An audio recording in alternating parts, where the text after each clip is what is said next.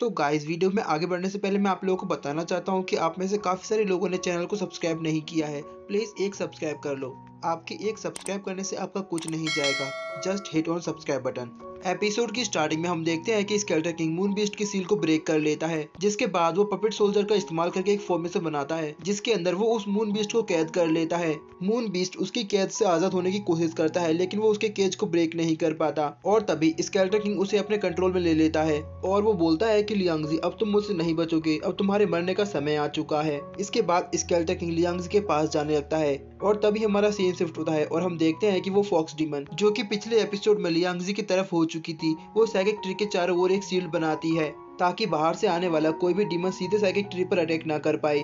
और उसके बाद वो अपने स्पेल्स का इस्तेमाल करके उस फॉर्मेशन को और स्ट्रॉन्ग बना देती है। इसके बाद वो प्रिंसेस फ्यूरी को सुनाते हुए बोलती है कि मेरे जैसा स्ट्रॉन्ग डीमन ही लॉर्ड लियांगजी के सर्वेंट बनने लायक है। तो प्रिंसेस फ्यूरी उससे बोलती है कि तुमने इसमें कौन सा बड़ा काम कर दिया, इसे तो मैं भी कर सकती हूँ। इसके बाद वो भी अपने स्पेल्स का इस्तेमाल करके उस सील को और स्ट्रॉन्ग बना देती है और अब इस सील का कलर बदलकर ब्लू हो जाता है। इसके बाद प्रिंसेस फ्यूरी नीचे आती हैं और वो कहती हैं कि मैं तुमसे कई गुना ज्यादा स्ट्रॉन्ग हूँ और केवल मैं ही मास्टर लियांगजी के साथ रहने योग्य हूँ। तो वो फॉक्स लेडी प्रिंसेस फ्यूरी से बोलती है कि ज्यादा एरोगेंट मत बनो, तुमने भी ये कोई ज्यादा बड़ा काम नहीं किया है।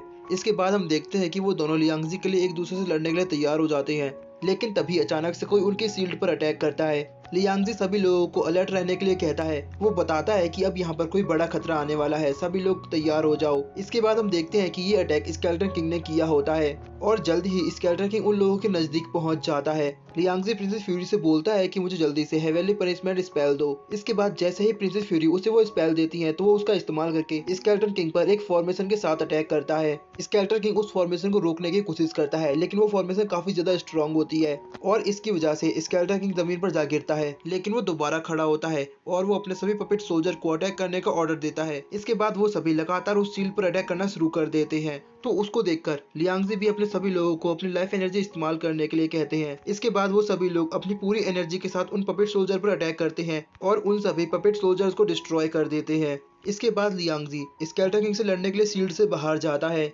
लियांगजी अपनी स्वॉर्ड से स्केलेटर किंग पर अटैक करता है, लेकिन स्केलेटर किंग अपने आप को डिफेंड कर लेता है। उसके बाद स्केलेटर किंग भी लियांगजी पर अपने वेपन से अटैक करता है और लियांगजी उसके अटैक से बाल बाल बचता है। इसके बाद वो दोनों एक दूसरे पर एक साथ अटैक करते हैं और तभी हमारा सीन शिफ्ट होता है और हम द सन ऑफ एम्परर को देखते हैं, जो कि रिफाइनिंग विंड फायर स्नेक की सील पर आया होता है। वहां पहुंचकर उसको पता चलता है कि वहां पर उससे पहले भी कोई आया था जिसने रिफाइनिंग विंड फायर स्नेक की सील को डैमेज कर दिया था।